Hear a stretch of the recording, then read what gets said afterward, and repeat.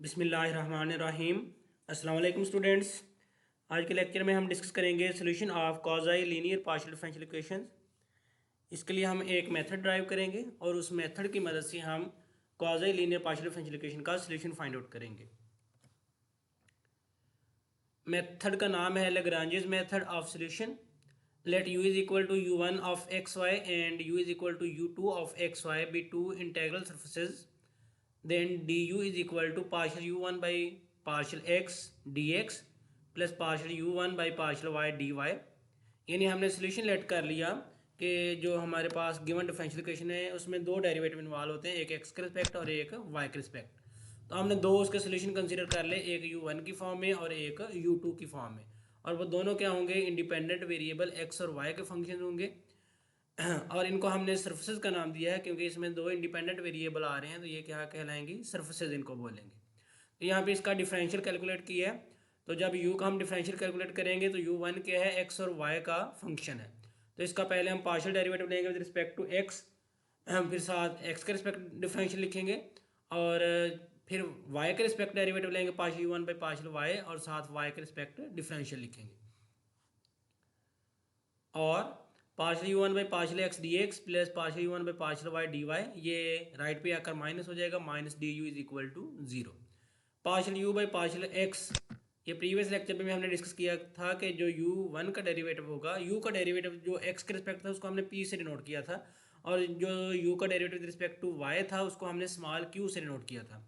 तो अब यहाँ पे u1 का derivative with respect to x और u1 का derivative with respect to y, तो सिमिलरली हमने u1 के डेरिवेटिव को स्मॉल p1 से डिनोट कर दिया और u1 के derivative with respect to y उसको हमने स्मॉल q1 से डिनोट कर दिया। Minus D U as it is p1 dx plus q1 dy minus D you is equal to zero. Similarly इसका इक्वेशन नंबर नाम 1 लिख दिया। और ये देखें इसका जब हम डिफरेंशियल कैलकुलेट करेंगे तो सेम ऐसे ही आएगा। यहाँ पे जस्ट आएगा partial u2 over partial x और यहाँ पे आएगा partial u2 over partial y। तो इसका नाम हम p2 लिख देंगे और इसका नाम हम q2 लिख देंगे और लेफ्ट साइड पे इसका भी du आएगा, वो राइट पे आकर माइनस हो जाएगा। यानी दूसरी इक्वेशन बनेगी इससे u is equal to u2 of X Y से p2 dx plus q2 dy minus D you is equal to zero.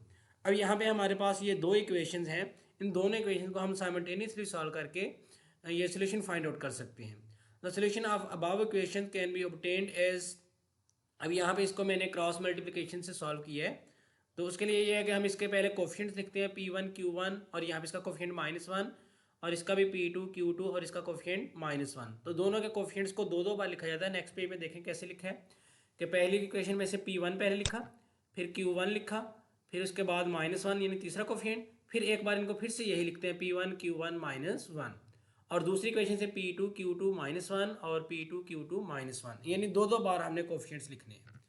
तो नेक्स्ट मेथड क्या होता है कि लेफ्ट साइड यानी ये फर्स्ट कॉलम छोड़ देते हैं और राइट से ये लास्ट कॉलम छोड़ देते हैं। तो बाकी होना होता है कि पहले dx वाली टर्म आ रही थी, dx is equal to dy is equal to du, और इनके डिनोमिनेटर कैसे लिखने हैं, q1 -1 से मल्टीप्लाई होगा और माइनस फार्मूले में माइनस होता है, यानी q1 -1 से मल्टीप्लाई होगा नेगेटिव q1, माइनस q2 -1 से मल्टीप्लाई होगा तो वो माइनस माइनस प्लस हो जाएगा, यानी q2 -1 से मल्टीप्लाई होगा। तो नेगेटिव q1 प्लस q2 लिखा, फिर dy के डिनोमिनेटर में आएगा -1 p2 से मल्टीप्लाई होगा, उसके लिए नेगेटिव p2 लिख दिया, फिर माइनस फार्मूले का यहाँ पे आएगा और फिर -1 ये p1 से मल्टीप्लाई होगा तो इसका आंसर आएगा -p1। तो जो फार्मूले में माइनस था उसकी वजह से ये +p1 हो गया। सिमिलरली अब p1 q2 से मल्टीप्लाई होगा, p1 q2 आंसर बना ये वाला। अब माइनस होता है फार्मूले में, ये p2 q1 से मल्टीप्लाई होगा तो ये -p2 q1 लिख दिया। तो इसको मैं मेथड ऑफ क्रॉस मल्टीप्लिकेशन का नाम देते हैं। तो इससे हम मैंने ये इसका सोल्यूशन फाइंड आउट किया है, dx over negative q1 plus q2 is equal to dy over negative p2 plus p1 is equal to du और p1 q1 minus p2 q1। But pp1 plus q1 is equal to r, यानी ये quasi linear partial differential equation लिखी general form उसकी। तो यहाँ पे हम p1 और q1 की फॉर्म में लिख रहे हैं, यानी एक फंक्शन u के लिए बनेगा क्योंकि u1 भी सोल्यूशन है और u2 भी उस जो हमारी क्या है क्वाज़ी लीनियर डिफरेंशियल इक्वेशन है उनके सोल्यूशन है। तो अगर ये उसका सोल्यूशन है तो इसका मतलब फिर ये उसको सेटिस्फाई भी करेंगे। तो अगर वो उसको सेटिस्फाई करेंगे तो उसके लिए मैंने ये सोल्यूशन लिख दिया p1, यानी यहाँ पे ये क्या है partial u1 by partial x और यहाँ पे Q1 यानी partial U by partial Y, partial U1 by partial Y is equal to R। एक ये कॉज लीनियर इक्वेशन लिख दी, ये सोल्यूशन U1 के लिए और ये सोल्यूशन U2 के लिए। अब सेम इनके भी कोफिशिएंट यही बनेंगे यानी P1 लिखेंगे और Q1 लिखेंगे, ये लेफ्ट पे आकर माइनस R होगा तो इसका कोफिशिएंट -1 लिखेंगे। सेम यहाँ पे नेक्स्ट इनको दो दो बार लिखेंगे। तो अब जब इसका सोल्यूशन फाइंड करना है, पहले P ओवर लिखेंगे is equal to Q over is equal to R over. अब यहाँ पे देखें क्या लिखा जाएगा, नेगेटिव Q1 प्लस Q2, यानी जैसे सेम यही बना था, ये इससे मल्टीप्लाई होगा और ये इससे, फिर ये -1 P2 से, -1 P1 से और P1 Q2 से और P2 Q1 से। आइए देखें ये दोनों इक्वेशन को कॉज़ाई लीनियर पार्शियल डिफरेंशियल इक्वेशन के लिए हैं। तो हम A और B को ये कंपेयर करेंगे तो इनके डिनोमिनेटर इक्वल है। यहाँ पे ये देखें, इसका डिनोमिनेटर और इसका डिनोमिनेटर भी सेम है, इसका डिनोमिनेटर और इसका डिनोमिनेटर भी सेम है, और इसका डिनोमिनेटर और इसका डिनोमिनेटर भी सेम है। या हम ऐसे भी कह सकते हैं, हम इक्वेशन A और B को डिवाइड करेंगे तो यानी ये सारी रेशियोज आपस में डिवाइड हो जाएंगी। तो लेफ्ट साइड पे क्या बनेगा, यहाँ से dx ओवर p और यहाँ से dy ओवर q, यानी इसका डिनोमिनेटर ये आ जाएगा, और du ओवर r, और ये तीनों इक्वल आएंगे।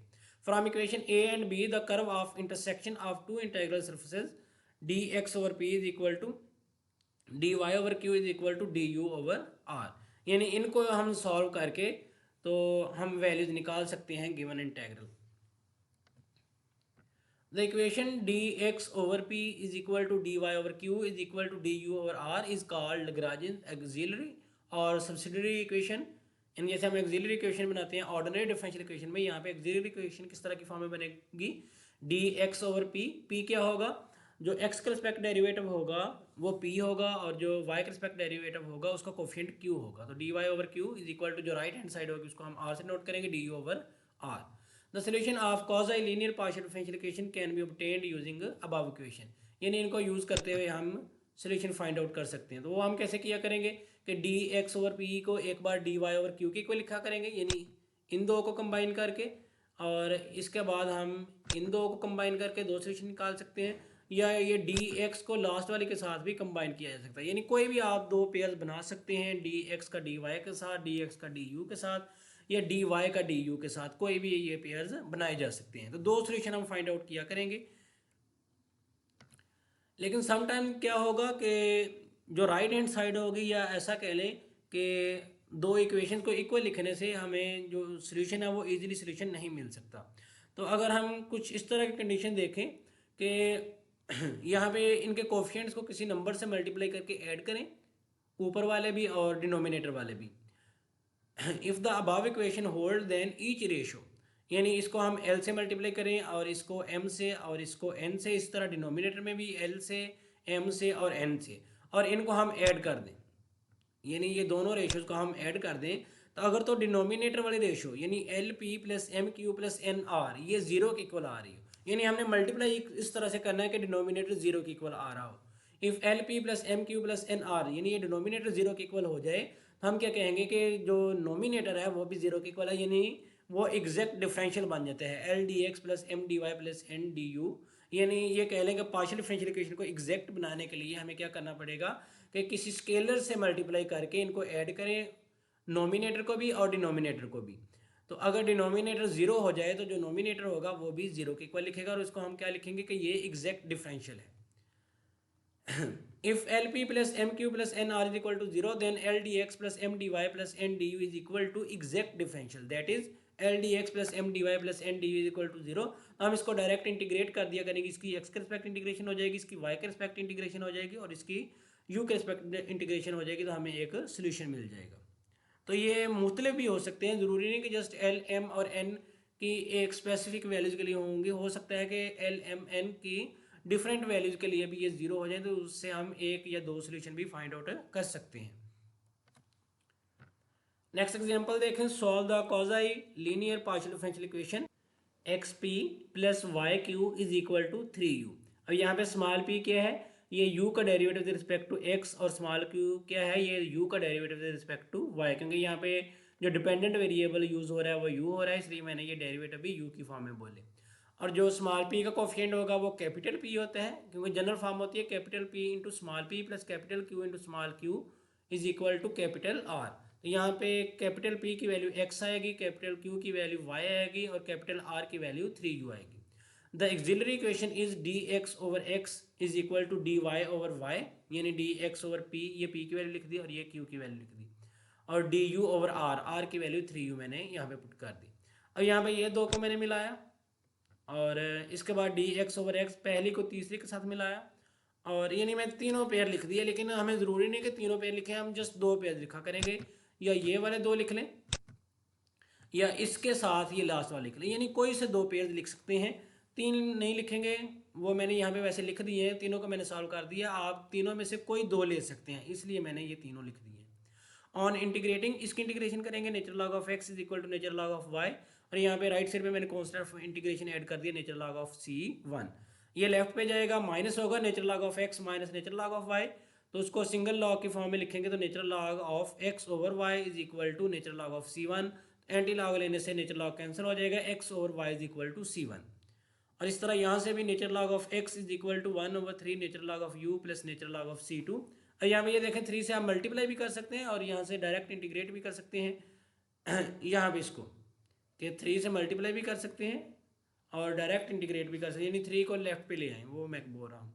तो यहाँ से नेचुरल लॉग ऑफ x इसकी इंटीग्रेशन और इसकी integration 1/3 natural log of u plus natural log of c2 constant of integration add कर दिए। अब यहाँ पे ये 1/3 u की पावर में जाएगा, natural log of u raise power 1/3, ये लेफ्ट पे आकर टर्म माइनस होगी, फिर मैं इसको सिंगल लॉग के फॉर्म में लिखूंगा, तो natural log of x over u raise power 1/3 बनेगा, और राइट साइड पे नेचुरल लॉग ऑफ c2, तो नेचुरल लॉग से नेचुरल लॉग कैंसिल हो जाएगा, x over u raise power 1/3 is equal to c2। अब जैसे मैं बोल रहा था कि जैसे हमने दो इक्वेशन लिखनी है, तो आप ये भी लिख सकते हैं कि ये इसके सोल्यूशन है, यानी ये टू सरफेसेज क्या है, ये सोल्यूशन है, क्योंकि जैसे इसके दो सोल्यूशन होंगे। अगर आपने ये तीसरी लिख ली है तो फिर आप इन दो में से कह दें जैसे C1 और C3 सोल्यूशन है, या C1 या C2 सोल्यूशन है, या कह दें कि C2 और C3 सोल्यूशन है, यानी दो सोल्यूशन आपने बताने हैं। और इसको मैंने सॉल्व किया, natural log of y is equal to 1/3 natural log of u, same इसी को भी मैंने ऐसे लिख दिया। Hence the solution of given partial differential equation are the surfaces f1 is equal to x और y, यानी एक कांस्टेंट को मैंने एक फंक्शन f1 का नाम दे दिया, जैसे हम फाइज i का नाम देते थे, सेम मैंने यहाँ पे f1 f2 f3 कह दिया। तो मैं फिर से बता रहा हूँ कि जस्ट दो सोल्यूशन हमने लिखने, या f1 f2 लिख दें, या f1 f3 लिख दें, या f2 f3 लिख दें। मैंने ये क्योंकि यहाँ पे तीनों फाइंड किए थे, इसलिए मैंने यहाँ पे तीनों लिखे हैं, लेकिन जब आपने लिखने हैं तो आप क्या करेंगे कि जस्ट दो सोल्यूशन मेंशन करेंगे। वो कोई भी कर सकते हैं, उसके लिए ज़रूरी नहीं कि कौन से करने हैं, कोई से भी दो लिखे जा सकते हैं। नेक्स्ट एग्जांपल देखें, find the solution of 2xp plus 3yq is equal to x plus y. आइए देखें, प्रीवियस एग्जांपल में हमने वो डिनोमिनेटर जीरो करके वो नहीं देखा, हमने वैसे ही उसका सॉल्यूशन फाइंड आउट कर लिए थे। Here p is equal to 2x, q is equal to 3y और r is equal to x plus y. इसकी ऑक्सिलरी इक्वेशन बनेगी dx over 2x, dy over 3y और du over x plus y. पहले तो इन दोनों को solve करने लगा हूँ, इन दोनों को मिला के इसकी इंटीग्रेशन बनेगी 1/2 dx ओवर 2x और dy ओवर 3y। ये 3 इस तरह लेफ्ट में ले गया और 2 को मैं राइट पे ले आया हूँ, तो इसकी इंटीग्रेशन बनेगी 3 नेचुरल लॉग ऑफ x और इसकी इंटीग्रेशन बनेगी 2 नेचुरल लॉग ऑफ y, क्योंकि 2 को मैंने इस तरह मल्टीप्लाई कर दिया, और राइट साइड पे मैंने कांस्टेंट ऑफ इंटीग्रेशन ऐड कर दिया, नेचुरल लॉग ऑफ c1। यहाँ पे ये 3x की पावर में जाएगा और यहाँ से ये 2y की पावर में जाएगा, तो यहाँ से ये बनेगा natural log of x cube is equal to natural log of y square plus natural log of c1। ये टर्म लेफ्ट पे जाएगी, माइनस होगी, तो फिर मैं इसको सिंगल लॉग के फॉर्म में लिख दिया, natural log of x cube over y square is equal to natural log of c1। तो एंटी लॉग लेने से नेचुरल लॉग कैंसिल हो जाएगा, x cube over y square is equal to c1। हमें एक सोल्यूशन ये मिल गया, यानी ये एक सरफेस है x cube over y square. अब हम दूसरा सोल्यूशन फाइंड आउट करेंगे, उसके लिए एक मेथड तो ये है कि dx over 2x is equal to du over x plus y, यानी इसको इसके साथ मिला के लिखें या dy ओवर 3y को किसी को भी इसके साथ मिला के, दोनों में से किसी एक को इसके साथ मिला के लिखना है हमने, क्योंकि इन दोनों को तो हमने पहले मिला के लिख लिया था ना। तो इस तरह क्या है कि dx ओवर 2x और राइट साइड पे आएगा du over x plus y, तो हम इसको डायरेक्ट इंटीग्रेट नहीं कर सकते, तो या तो इस तरह करेंगे कि dx ओवर du बना लें और राइट साइड पे बनेगा 2x over x plus y, तो ये होमोजीनियस इक्वेशन बन जाएगी। उस मेथड से आप इसको सॉल्व कर सकते हैं, या इस मेथड से अगर नहीं करना तो जो हमने सेकंड मेथड देखा था कि जिसमें हम किसी कांस्टेंट से मल्टीप्लाई करके डिनोमिनेटर को जीरो करते हैं, वो मैं यहाँ पे करने लगा। आइए देखें d x over two x is equal to d y over three y is equal to d u over x plus y. अब यहाँ पे देखें कि इनको अगर हम माइनस एक्स इसको माइनस वाई कर दें और यहाँ पे ये प्लस एक्स प्लस वाई, तो ये जब ऐड होंगे तो जीरो हो जाएंगे। तो मैंने ये टू को नोमिनेटर में ले गया यानी माइनस वन ओवर टू, और डिनोमिनेटर में मैंने माइनस वन लिख दिया, यानी इसी को चेंज किया कि ये टू को हम ऊपर ले गए हैं। तो माइनस वन भी प्लस हो सकता है, यानी वही टर्म बनेगी फिर से डी एक्स ओवर एक्स। लेकिन हमने वो डिनोमिनेटर को जीरो करना है ऐड करके, इसलिए मैं यहाँ पे डिनोमिनेटर में नेगेटिव एक्स, इसका नेगेटिव वाई, और इसको मैंने एज इट इज रहने दिया एक्स प्लस वाई। हाँ, ये भी किया जा सकता था, यहाँ पे plus one over two d x लिखें यहाँ पे, यानी प्लस का एक्स रहने दें और यहाँ पे प्लस का वाई रहने दें, और इन दोनों के साथ यानी यहाँ पे माइनस डी यू करके यहाँ पे नेगेटिव एक्स नेगेटिव वाई भी कर सकते थे। यानी कोई भी तरीका अपना लें जिससे क्या होगा कि ये डिनोमिनेटर को ऐड करने से ये जीरो हो जाए।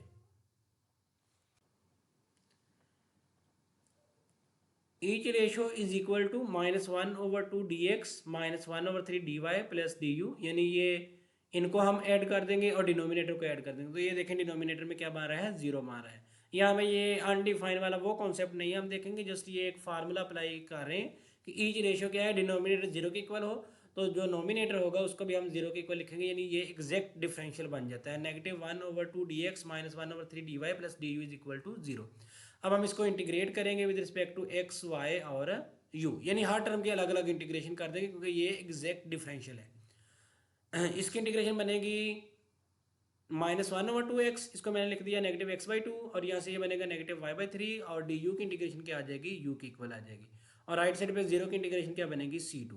तो ये सेकंड सर्फेसेस बनी, यानी hence the solution is surfaces two and three. यानी जो इक्वेशन टू में हमने सी वन की वैल्यू लिखी थी, एक सर्फेस वो बनती है और एक सर्फेस ये बनती है, इसको आप F2 का नाम भी दे सकते हैं।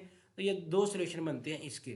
तो समटाइम जनरल सोल्यूशन दोनों को मिला कर भी लिख सकता है, यानी जैसे फाई ऑफ एक ये लिख दिया एक्स क्यूब और वाई स्क्र कोमा, और ये दूसरा सोल्यूशन साथ लिख दिया u minus x over two minus y over three is equal to zero. यानी इस तरह के फॉर्म में भी जनरल सोल्यूशन लिखा जा सकता है दोनों को कंबाइन करके, यानी एक ही फंक्शन की फॉर्म में। तो अगर ये ना भी लिखना हो तो जैसे इक्वेशन टू और थ्री लिखी है, तो ये क्या है, ये रिक्वायर्ड सर्फेसेस हैं, यानी उस जो कॉज़ल लीनियर डिफरेंशियल इक्वेशन थी ये उसको सेटिस्फाई करेंगी।